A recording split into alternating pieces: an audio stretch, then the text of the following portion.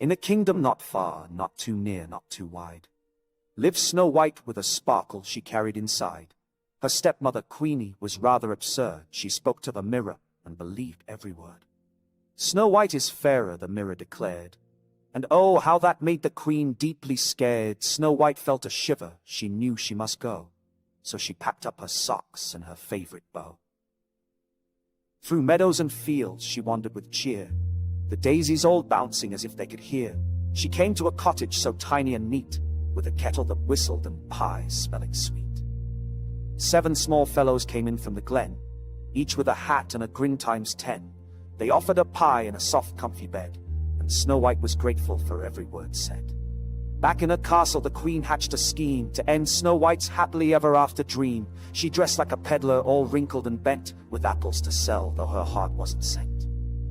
She knocked on the door with a slow, steady tap, and smiled like a fox in a grandmother's cap.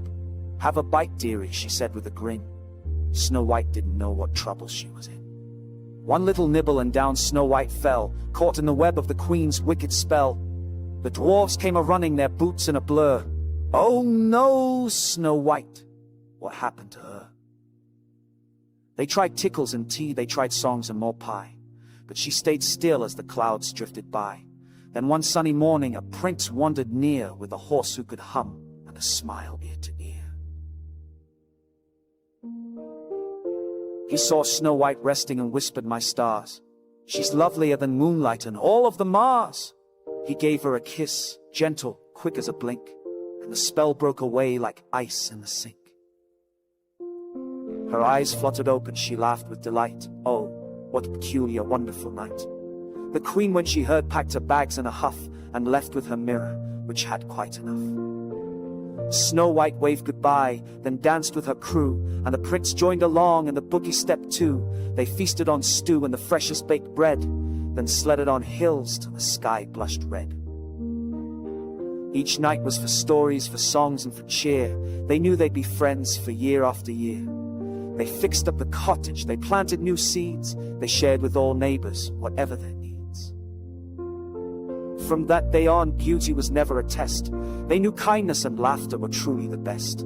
The mornings were golden, the air fresh and sweet, with wildflowers giggling right under their feet. They'd walk to the market with pies and bright cloth, and trade them for berries or cinnamon broth. Birds, deer, and rabbits would come by to play. In the clearing they'd frolic most every day.